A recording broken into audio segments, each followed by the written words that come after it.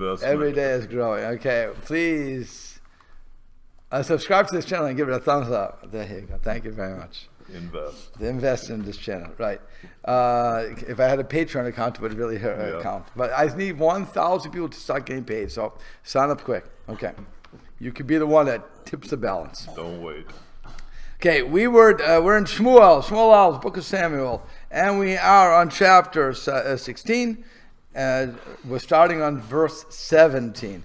What happened was Shmuel anointed David. David was imparted with the Spirit of God, and as a result of that, Spirit of God doesn't rest on everybody, so it was pulled away from Shaul, who was the king, and Shaul becomes melancholy, and so the people are saying to Saul, let's find you a guy who can play the harp, and that will make you happy. Okay. By the way, in case I didn't cover it last week, the concept is music will make you happy. And if music makes you happy, or anything will make you happy, then the Spirit of God or prophecy can come to you, because prophecy cannot rest upon a person who's depressed. That's a given. And so, and again, just to fly off into this hemisphere for a second, the question is, so how could Jeremiah, if anybody's ever gone through the book of Jeremiah, Jeremiah is one of the more depressing prophets, telling us what's going to happen. I can't imagine him being overjoyed about it, right? That's the question. If he's so depressed, he wrote the book of Lamentations. I mean, the guy was not a happy guy, clearly. Being thrown to jail. He was not a very popular guy because of what his prophecies were. What did you say about jail? He was thrown into jail by the king. So he was not, because of his prophecies, saying that the kingdom would be destroyed, that the king would be put into exile or killed. I forget which one he said. Bottom line is, the king didn't like him, burned his books and or his scrolls. Yeah, the Jewish king. Yeah, he rather listened to liars who told him that everything's good than to listen to the person who's saying the end is near. Okay. The truth is, by the way, I think all of us would rather listen to the people who are saying everything is good instead of the people who are saying the end is near. How did his prophecies turn out in the end, Jeremiah? Everything turned out true. But the difference is that between Jeremiah and our prophets of doom and our prophets of goodness, even, he was speaking from God. So everything was going to become true. He was an established prophet, as opposed to the other prophets who were not of his time, who were not so established. Yet the king would rather hear that everything is going to be good, than, because that way can maintain his control of the people, than the other way around. But he really knew that Jeremiah was right. He just didn't want to listen. So he figured, if I just ignore you and jail you and stop you from inciting the people, not against me, because it didn't do that, but then to get the people to even do tshuva, I'm not really interested. I like what my other prophets are telling me. That's why I hired them, right? You hire people to tell you what you want to hear. Okay. They call it yes men for a reason. Okay. So, but nonetheless, they say, how did he have prophecy? How did Jeremiah be so depressed have prophecy? The answer was he wasn't depressed at all. He was happy to serve Hashem, and he was happy in that role. The message wasn't a happy one, but he himself was happy with Hashem and happy in what he was doing. So that's how the answer that he could have prophecy. You introduced him, though, in this conversation as saying that the prophecy will not rest with the depressed. Right. So I'm saying the difference. But I'm saying Jeremiah wasn't a depressed person, which is why he could do it. He was happy in his role. His message was depressing, as compared to Saul, who is depressed. Because he doesn't have the Spirit of Hashem anymore. He knows something's missing, as we covered last week. So as a result of that, he's melancholy. So now you have a double hit. If I'm melancholy, I can never get the presence of God to inhibit me again. So now their advice is, okay, we know the secret here. We'll make you happy by giving you music. Music calms the beast, if you will. Music can make you happy. So they say, let's get you a musician. and who knows how to play the harp. Fine. So Vayomer Shaul, and this is what we got to. Vayomer Shaul Elavadah. So Shaul said to his servants, Ru'ud na li. So provide me, again, now is either now or please. Let's go with the now here. Please announce to me, as it were, provide me with ish meitiv l'nagin, a man who plays well. V'aviotem elai, and bring him to me. And so the Malbim says on this. Where is it?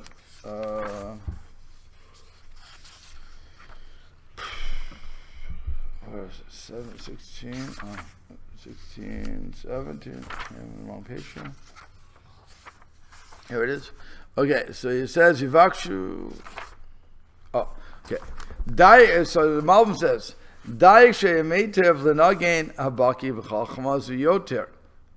he says, see to me that you get me a person who can play well. So he says that's what the verse says. So he says he was medayik, he was exacting, that it should be somebody who plays well, who is a real, has the wisdom, and he is an expert in this field, more than the guy who just plays well. In other words, I can know how to strum a guitar, if you will, but I don't know how to play the guitar well. You have some who play the guitar extremely, I'm using guitar, but it could be the harp too, I'm guessing. So I never played a harp, so I don't know. But I'll go with guitar just for the example. I know how to strum a guitar. I even know how to, I used to know how to change the notes. I haven't done it in so many years. With the key. No, these. When you use your fingers and you go like this. Yeah. I used to know how to do that. I used to, when I was younger, could do that. But I haven't picked up the guitar in so many years now. I don't even know if I could know what to... cello, you don't have to pick it up. It's on the floor. There you go. But I would know what the keys are anymore. I don't know. The notes, the way you have to place fingers. Chords, thank you. Yeah. But some people, obviously you see the experts, the way they can do whatever they want with that guitar. And it's so beautiful to watch and to listen to. For some it's an instrument, to others it's merely a device. Okay, there you go. I'll accept that too. So he's saying, I don't want a guy who can just strum. I want a guy who can play, who has a knowledge, basically a composer. I want something like that. Okay. So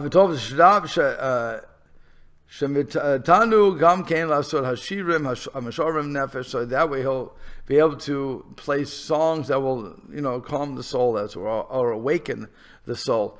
And he'll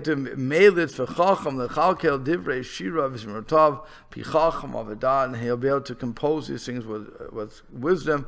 Okay, that's what he's looking for. So again, see for me now.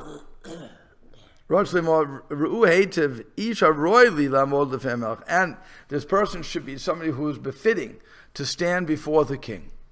So I don't want a schlepper. I want somebody who's good. I want somebody who's going to be good with this. Okay, fine. So, Vayan Echad Mehana Arim. So one of his servants, one of his young men, as it were, said, Vayomer, and he said, he answered and he said, I should say, V'hine ra'iti ben liyishai ben halachmi. Behold, I have seen the son of Yishai, the son of Bethlehem, Yodeh Nagain, he knows how to play, and Gibor Chayil, he is a mighty man of valor, V'ish Milchaman, a man of war, Unavon Davar, and he can understand one thing from another. He's smart. V'ish Torn, he's a good-looking guy. V'Hashem imo, and Hashem is with him. He gave such a glowing report. What did the king ask for? I said, I want a musician. He comes up with a date. I have a guy who's good. It's like when you want to go on a date. What's the guy look like? Is the guy a nice guy? Nice guy. This guy is fantastic. Look at he has a great bank account. He works well. He's a strong guy. He's a good-looking guy. I want a musician. I don't have to go on a date with the guy. Okay. Why was not that servant having the job of Samuel? Samuel, you remember, couldn't pick out one son from another. This guy who knows from nothing has the same vision of God, was able to see David as God himself saw that. Where did he come from? How does a servant have that kind of... Oh, okay. So he has the same vision now. He's claiming to have the same vision. No, he doesn't. He's not having a vision. He's saying, I know a guy. I know a guy. Understanding. Right, I know a guy. Oh, small town. small town. Yeah, but I'm saying Samuel himself couldn't pick him No, out. Samuel couldn't figure out who was supposed to be the king because he was looking for a certain type, like a Shaul type. Yeah. So when he saw the sons, he wasn't able to look at the heart. He's not saying about a heart here. He's saying this guy, I know this guy, and he's a good guy, and he gives him good recommendation. Because otherwise, it's like, who are you? Okay, so but the question is, who is he? So Rashi and everybody, by the way, identifies him the same way. He says, one of his servants, namely, Miyuchat Shebehem Doeg Hadomi. We're talking about Doeg the Edomite. Doeg the Edomite was on the Sanhedrin, by the way. Just, if I remember correctly, he was on the Sanhedrin. And he says, Yodea Nagin, and again, this flowing report, Kol Atzman Lahachnis, Nechaven Lahachnis Ayin Ra. He said all of this, this glowing report, in order to insert, as it were, an ayin ra'ah, a bad eye into Shaul, so that Shaul would be jealous of David. Okay? Now Doeg does not know that David was anointed king. Does not know that. Absolutely does not know that. But he wants to make him jealous. He wants to make Shaul, who was already melancholy anyway, I think things go downhill. And she says, I know a guy. And he gives him this glowing report, but really it was not to the benefit, according to Rashi, of David. It was rather to make Shaul jealous of David. Here's this guy who can do everything. Okay? So, what did he have against David? That's an interesting question, which I do not have the answer to. I never quite... How would you ask the other question? What he had against Saul? Why make him jealous? What does that add to it? Also a good question. The question is, why did Doeg want the kingdom? All these are great questions. Nobody really talks about Doeg. I haven't seen anybody talking about Doeg's intention. Except the reason for his intention. They talk about intention, but they don't. I haven't seen anybody explore that question to say, what do you have against David? How did he know David? Your brother says because it's a small town. I'm not sure that was the real reason, but why not? Small world. Again, it wasn't a small world because you have to. David was a shepherd. He had nothing to do with the Sanhedrin. So it would be like I don't know, like Ruth Ginsburg. What's her name? Ruth Bader Ginsburg. Ginsburg? Mm-hmm. Yeah. Knowing who I am. Now maybe she's watching my videos right now. I don't know. She may be watching this video in between her Supreme Court cases. I don't know. If you are high, but I don't think she knows of me. Regardless that I am known to watch for over 99,000 minutes on worldwide. I'm a worldwide star, obviously, but I don't think knows. I don't think the Supreme Court knows of me. I don't. Maybe I'm wrong again. If they're following my thing, please give it a thumbs up. Okay. And please subscribe. Right. But like I said, I'm not sure if that would be it. So now the Malbim says like this. Again, so therefore one of the young men said, and again we're going to he'll identify it the same way. That it can be found in David. Gam shleimud achera. Not only is he a good musician, but also other completeness. Chutz me'hergel benigun shalfehem roy liot roy huliot behechle melech. And therefore, because of these other things, he is meritorious to sit in front, to be in the king's castle. Now, what did Shaul ask, according to the Malbim before? Somebody who's somebody who's fitting to be in the king's castle, not just a good musician. So he says, I know that guy. It could be as simple as that. On the simple level of understanding, take Rashi out of the equation for a second. And this is a simple thing. You ask for somebody who's fit to be in the castle. Well, I know a guy like that. I have this guy's reputation. Okay, Kavar Bir it's already explained Shishra Lo Sheishatorm that there were 6 descriptions here. Nogea Nagain. He knows how to compose or to strum. He knows music well. He knows it completely. Okay, that's number one. Number two, he's a Gibor Chayil. He's a strong man of valor. It's not like most people who play the instruments. Which they certainly have a good imagination, but they're not strong guys. They're weaklings. Okay, and then it says furthermore, he is an ish milchama. He is a man of war. He understands about war. And this is also strange that a musician would know this. Because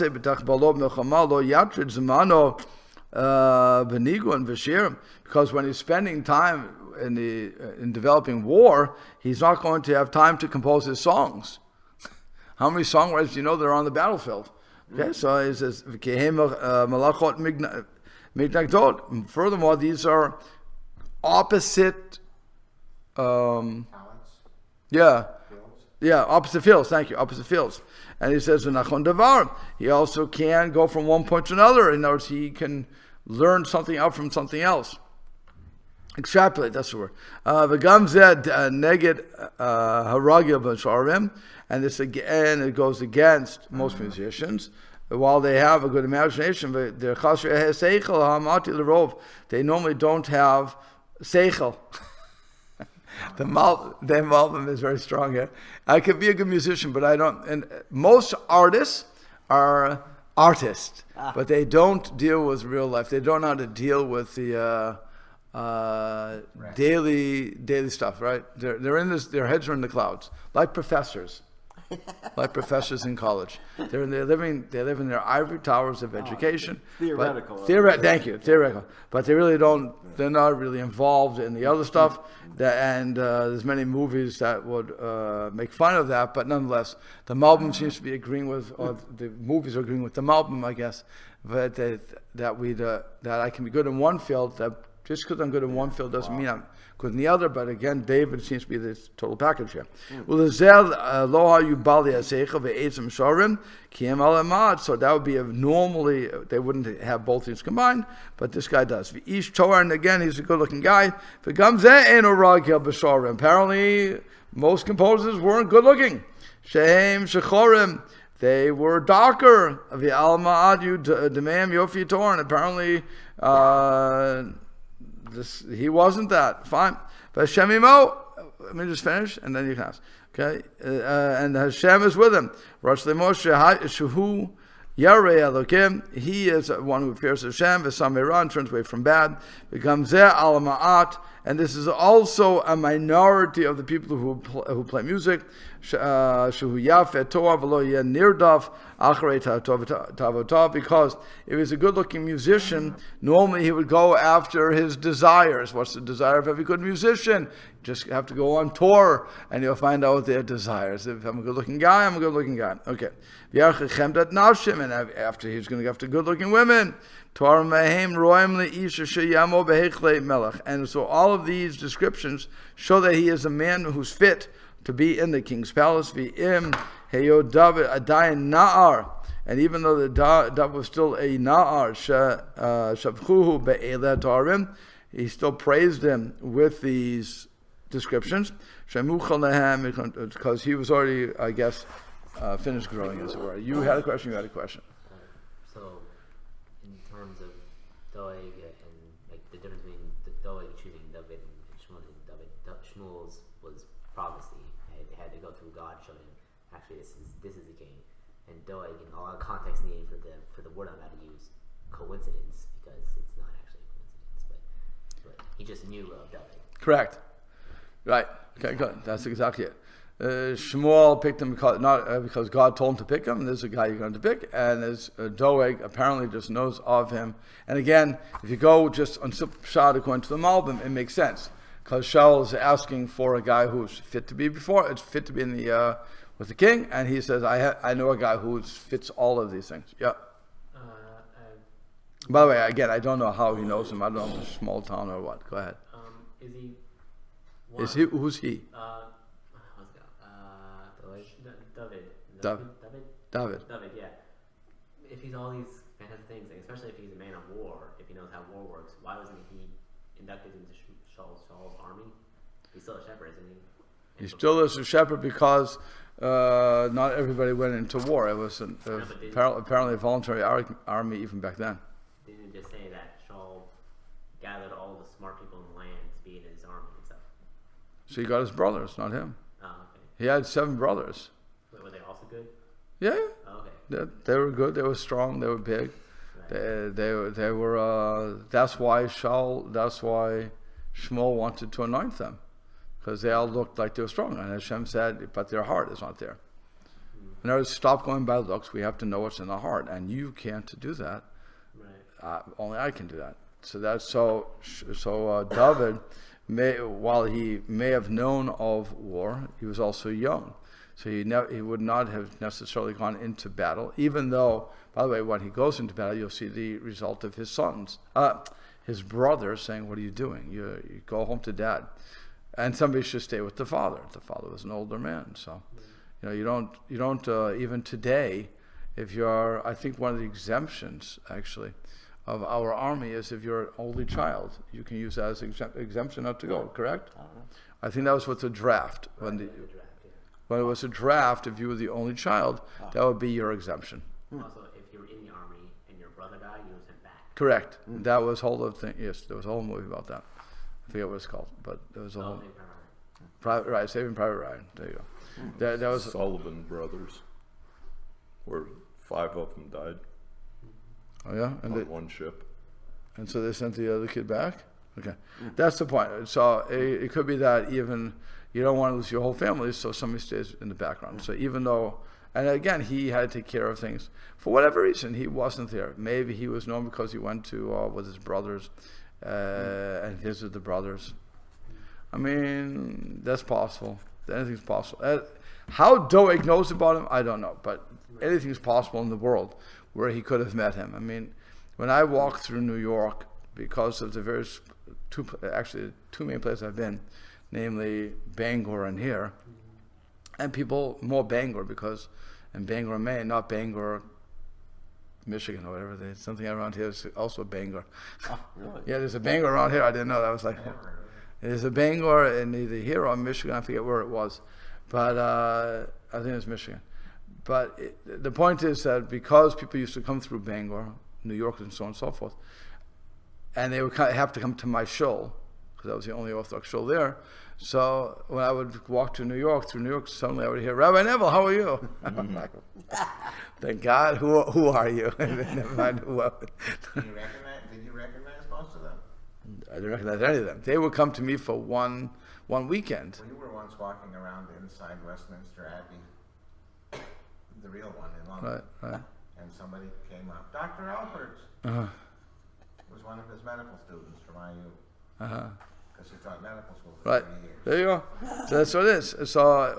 So it's always interesting when I'm recognized out there, and I don't think I've ever been recognized from YouTube. I'm not sure, but it would be interesting too.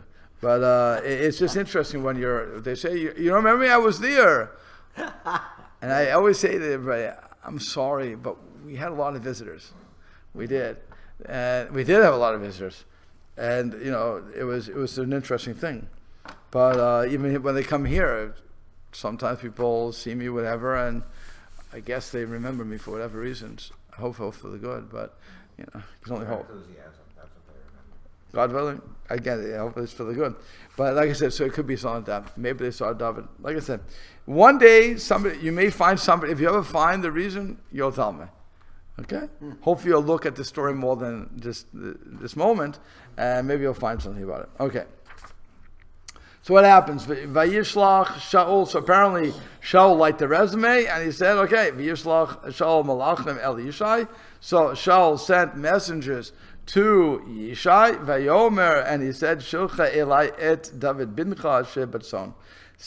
Send to me, not even a please send, but okay.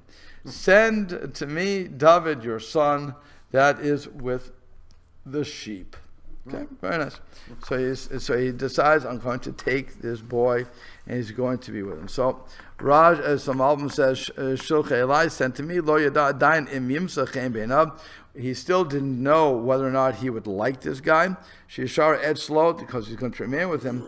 Varatza rak liroto. So therefore he has to see him. It's like every good shidduch, right? You tell when you go out on a date. So what happens? When your shadchan calls you, when the matchmaker calls you, they tell you all the good aspects of the person. Oh, this in my case, okay, the girl is so good. She cooks well. She does this. Wants children, and blah blah blah blah blah blah blah blah blah. Okay, great. You had an arranged marriage? No, it wasn't arranged. It's not called arranged marriage. It's called matchmaking. So what you do is somebody tells you, "Hey, I know a girl." The truth is, no. I met my wife at a party actually. So we broke all the rules. It happened to be that God wanted us to meet, and we met, and the rest, as they say, is history. But I did go on shidduchim, yes. So what they do is they try to match you up. So they tell her whatever they tell her, and she says yes or no, and they tell me whatever they tell me, and I say yes or no. Then we have to call on the telephone. We have to see if we like each other, even on the telephone. Of course, you don't get much done on the telephone because the telephone is, you don't do anything. Really, you want to, today, by the way, Baruch Hashem, no, today they have Skype.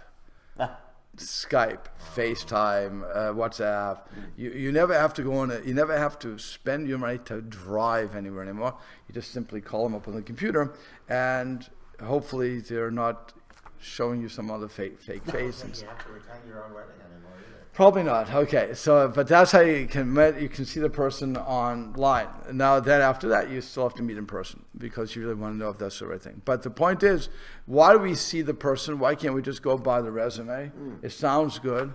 Why do I talk on the telephone and just date on the telephone? Why do I have to see the person? Because I have to make sure that I can actually look at the person. Right? You don't want somebody you're going to be repulsed by when you see it. And you also have to know that in real time, you can get along, even if you are the king. Or whatever, even if you're in the upper part of that. That's why when you go to an interview, right, a job interview, the boss will not hire you via telephone. They won't do it.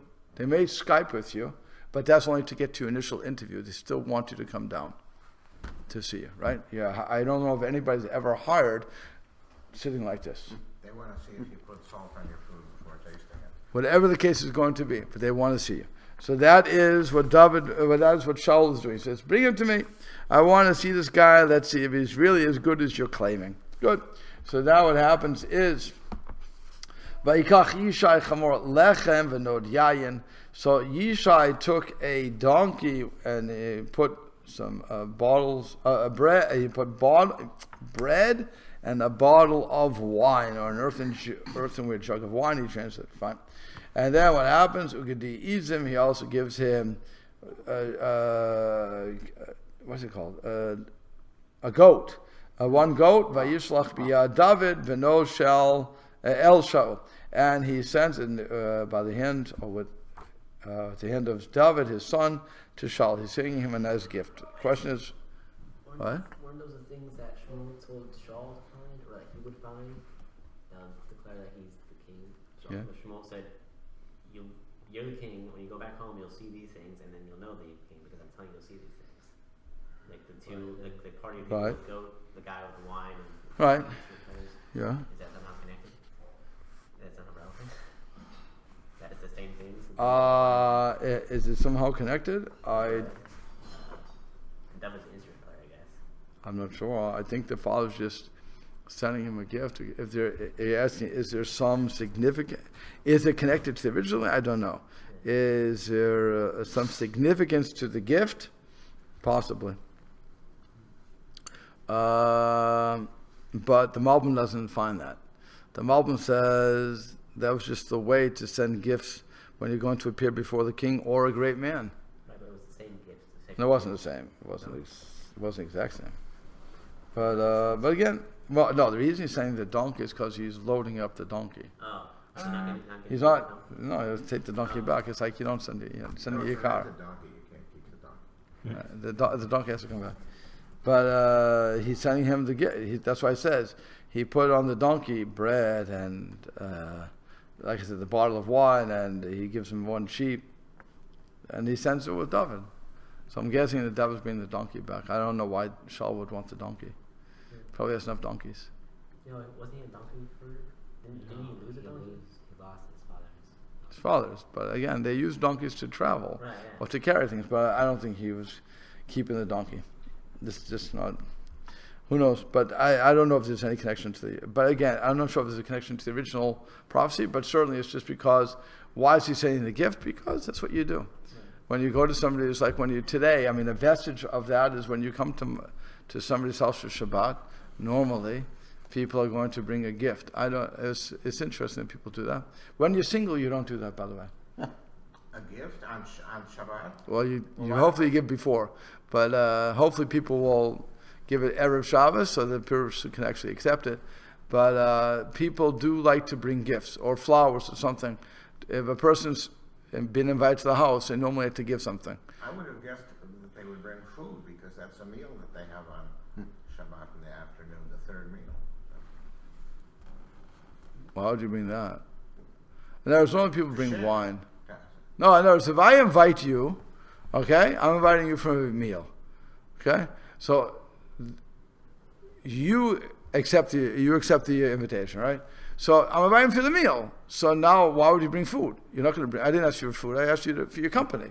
So now what happens is it's common courtesy. Apparently, I'm not saying what people need to do, but I'm saying apparently it's common courtesy to bring something to that person. To say, here, thank you very much for the invitation. Here is something for the table. May it be a bottle of wine. May it be a cake. It could be something to eat. May it be flowers. Whatever the case is going to be, people like to do that. I know when I was single, that wasn't necessarily, unless I'm going to another single person, that wasn't necessarily expected. Because certainly if you're going more often, I mean, once in a while you should bring something, but it wasn't really expected. In other places it was expected. So it all depends on what was going on. But here they're saying it was an expectation that when you go to the king or to some Adam Gadol, some great person, that you are supposed to bring a gift. That was the expectation. Okay? And we'll have to stop there with that expectation. Yeah. Typically, yeah,